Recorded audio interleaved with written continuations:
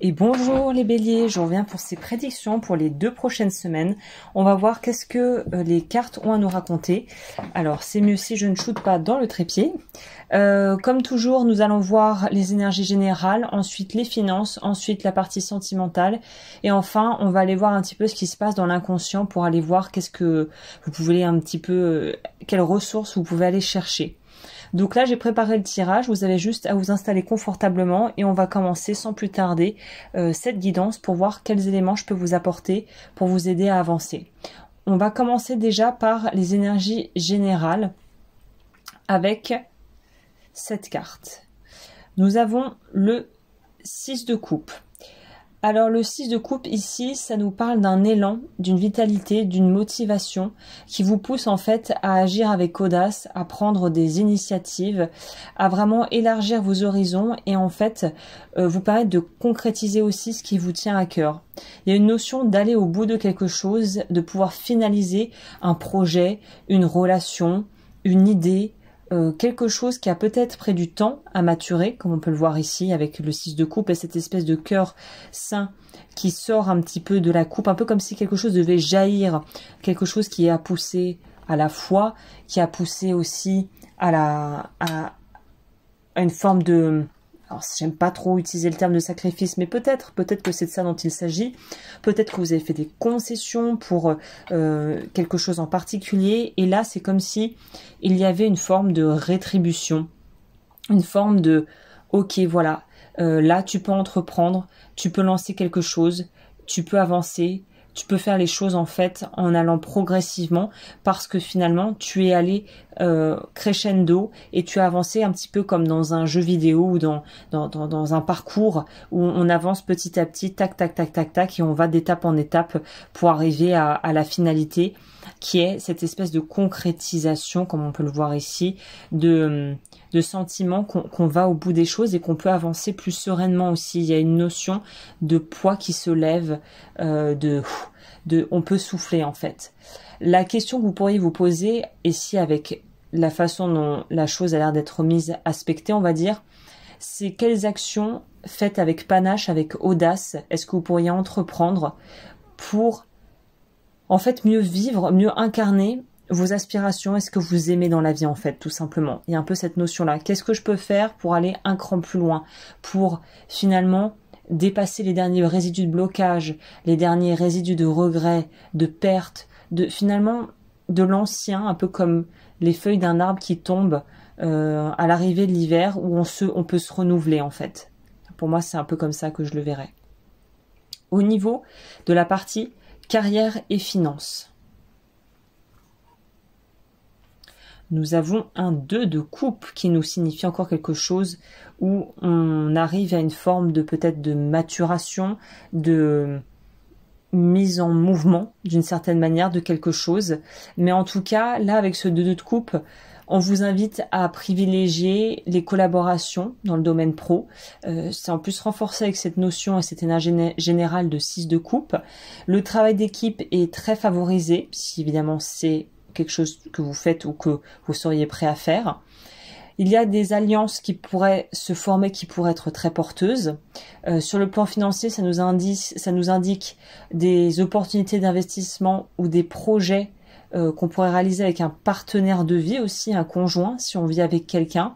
Donc là, le conseil, c'est de rester ouvert au partenariat, de faire preuve de diplomatie, en fait, pour tirer le meilleur parti de tout ce que vous pourriez un peu glaner de ci, de là au niveau professionnel. On nous parle aussi d'entente avec le 2 de coupe, de collaboration.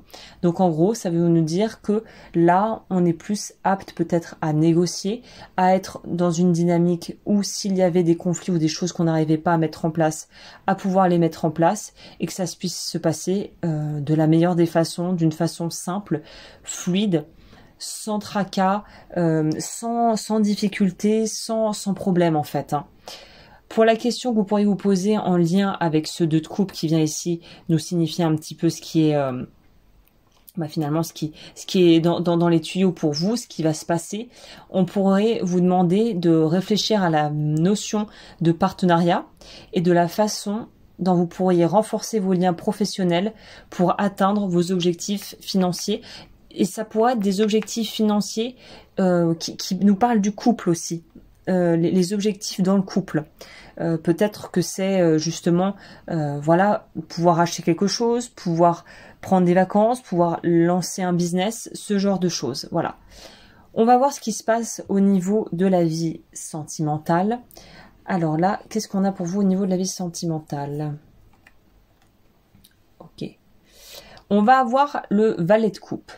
Le valet de coupe va nous dire que c'est le moment idéal d'aller explorer dans le domaine sentimental. En plus, évidemment, là, je vais prendre la globalité, je prends tout ensemble et je vais surtout me référer aux énergies principales, puisque là, le 6 de coupe, c'est ce qui va vraiment donner la couleur de votre tirage. On voit bien qu'il y a quelque chose de central qui se passe ici. Donc là, en partant de ça, on peut dire, sans trop s'avancer, que si on complémente un 6 de coupe avec un cavalier de coupe, on a cette notion, encore une fois, vous voyez, de choses qui jaillissent de la coupe. Là, c'est un oiseau, là, c'est un cœur type ex-voto, un petit peu religieux. Alors évidemment, ce tarot a une petite couleur, une petite connotation judéo-chrétienne, parce que c'est le style qui veut ça. Si vous êtes d'une autre confession religieuse, adaptez évidemment à vous et à vos croyances ou à votre spiritualité, hein. Donc là, on voit qu'il y a un oiseau qui jaillit. L'oiseau, pour moi, c'est aussi le message, c'est la liberté, c'est être guidé, c'est avoir cette boussole interne qui nous pousse à regarder autre chose, à regarder ce bébé, peut-être ce projet qui peut enfin prendre vie, qui peut enfin peut-être prendre son envol d'une certaine manière. Donc là, ça pourrait nous parler aussi de raviver la flamme dans le couple, de repartager des moments, de repartager des souvenirs, d'être vraiment finalement beaucoup plus connecté à son partenaire que on l'a peut-être été ces derniers temps. On nous parle aussi pour les célibataires de pouvoir renouer. Alors c'est un peu le grand classique du 6 de coupe, mais peut-être qu'effectivement il y a cette notion de renouer avec quelqu'un qu'on a côtoyé ou qu'on a peut-être fréquenté par le passé. Ça pourrait être aussi amical, hein. On ne sait pas forcément sentimental, ça pourrait être aussi un ami, une amie, quelqu'un qu'on a perdu de vue et qui finalement revient sur le devant de la scène. Ça pourrait nous parler de ça. On pourrait nous parler aussi de revivre des choses en lien avec l'enfance, donc peut-être un ami d'enfance, des sentiments qu'on pensait oublier, des choses qu'on avait peut-être laissées de côté qui reviennent en avant. Donc là, en gros, la question que vous pourriez vous poser, et le conseil, on va commencer par le conseil, je vais essayer d'être concise. On vous dit d'accueillir vos émotions et vos projets et vos élans du cœur avec beaucoup de bienveillance. Soyez tendre avec vous-même, soyez bienveillant.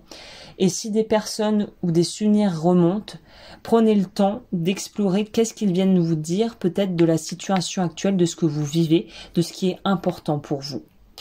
On peut aussi nous parler si ce sont des choses de type un peu nostalgique, où il y a un petit souvenir finalement de quelque chose de passé, de quelque chose qui n'existe plus, d'une ancienne histoire. Là, on vous dit en gros, prends ça, accepte peut-être cette petite phase de nostalgie. Et demande-toi quelles anciennes situations, émotions ou relations est-ce que tu as besoin de guérir pour aller de l'avant? Qu'est-ce que tu as besoin de comprendre de tes anciennes relations ou d'une ancienne relation qui t'a marqué pour pouvoir te libérer, aller de l'avant et débloquer ce qu'il y a à débloquer? Ok. Vu que là, j'ai tapé sur la partie plus générale, pour celles et ceux qui me connaissent, j'affectionne quand même tout particulièrement ce qu'on appelle un petit peu le travail de l'ombre, le shadow work. Shadow, ça veut pas forcément dire sombre, parce qu'en anglais, shadow, ça veut dire ombre. Mais là, j'ai plutôt envie de dire que ça veut dire inconscient. Qu'est-ce qui se trame dans l'inconscient? Donc, vous ne voyez pas à l'écran, je pensais que vous la voyez. J'avais mis de côté une carte qui va nous parler justement de ces énergies-là, de ce qui se passe, et qui va nous permettre en fait de voir quelle est la couleur pour vous de ces 2 prochaines semaines, et généralement ça tape assez juste sur les choses qu'il y a à mettre en lumière en fait, hein. La boîte intérieure, ok, on va aller lire ça. Donc, vous pouvez vous laisser imprégner par l'image. Certains n'aiment pas trop le blabla, je sais, hein, ça dépend de vous et de ce que vous avez à prendre du message. Soit la carte vous parle et vous vous laissez porter par la carte. Si vous voulez aller plus loin, on va le découvrir ensemble. Qu'est-ce que ça a à nous raconter? La boîte intérieure. Alors, je suis curieuse parce que c'est pas une carte que je tire très fréquemment, pour tout vous dire.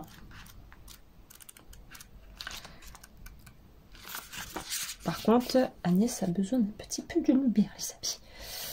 Alors,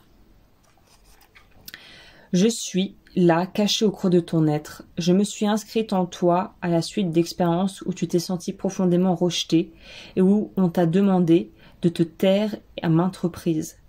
On t'a regardé avec dédain en te disant que ce que tu penses ne compte pas, ce que tu veux est risible et ce que tu es est anecdotique. Ah punaise, ça fait mal, hein. Ça picote un peu ces cartes quand même. Plus ces regards étaient méprisants et plus je suis apparu en toi. Je contiens beaucoup de choses, donc oui, vous pourriez en avoir un peu gros sur la patate. Dès qu'il y a un événement qui parasite ton équilibre, je l'enferme en moi. Dès qu'il y a une très grande souffrance, une immense déception, une expérience que tu ne peux pas accepter, je l'emprisonne en moi. Dès que je les ai capturés, cela disparaît de ton esprit, de ton être. Tu ne souffres plus et tu n'y penses plus. Cela s'évapore et t'aide à retrouver un équilibre intérieur. Je peux garder toutes ces choses-là de longs mois comme de longues années.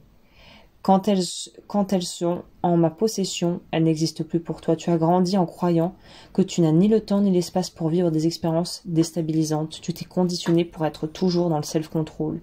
Tu ne t'autorises pas à être bouleversé, à être heurté, à vivre pleinement tes émotions. Oh, c'est incroyable, je vous l'avais dit. C'est très en lien avec ce valet de coupe qui nous disait justement, on te dit d'aller au bout des choses et d'accepter de faire remonter peut-être ces souvenirs pour comprendre ce qu'ils ont à t'apporter.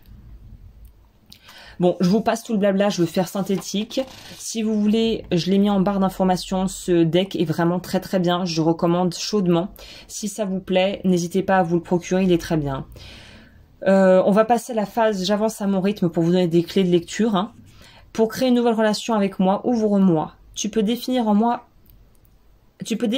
moment précis ou le faire de façon spontanée, soit vraiment dans la régularité. Pour m'ouvrir, pense aux expériences qui ont été perturbantes pour toi. Demande-toi lesquelles et visualise tes réactions. Si tu as pris la fuite et qu'ensuite tu as oublié, c'est que tu as mis cela en moi. Demande-toi si tu es prête à affronter cette chose-là et comment tu peux le faire. Cela peut être une conversation avec une personne, un choix, un changement d'habitude, un changement de direction ou la modification d'un projet. Détermine des actions concrètes pour que tu puisses être dans une vraie découverte et acceptation de ton être. Tu peux aussi créer ou acheter une vraie boîte matérielle, je veux dire, et quand quelque chose te blesse, tu peux l'écrire sur un morceau de papier et l'enfermer dans mon double. Quand tu te sens prête, tu peux sortir le ou les morceaux de papier et y réfléchir. Tu peux aussi travailler sur tes blessures passées avec une personne expérimentée. Ça, je pense que ça nous parle d'un thérapeute. C'est une autre façon de créer une nouvelle relation avec moi. Mais ne t'en veux pas de mettre des choses en moi, ne t'en veux pas de les laisser longtemps à l'intérieur de toi. Rappelle-toi que tu fais le maximum avec les moyens que tu as. Et le mantra, c'est j'accueille avec confiance, en douceur, mes souffrances intérieures. Eh bien écoutez, j'espère que ça a pu vous aider. Ces cartes sont pas forcément très agréables, je reconnais, mais ça a le mérite de taper généralement juste et là où il faut travailler. Donc si vous avez envie de faire cette espèce de pas vers vous, cet acte de bienveillance et d'amour vers vous, n'hésitez pas. Si c'est trop dur, faites-vous accompagner. Et dans tous les cas, moi je vous dis à très bientôt pour de nouvelles guidances. D'ici là, prenez très très soin de vous. Et comme toujours, j'allais couper la vidéo parce que j'oublie à chaque fois de le faire, même si ça fait des années que je suis ici. Mais si ça vous a plu, n'hésitez pas à me soutenir en aimant la vidéo, en vous abonnant, en commentant si cette expérience vous parle et en partageant. Et je vous dis à très vite pour de nouvelles aventures.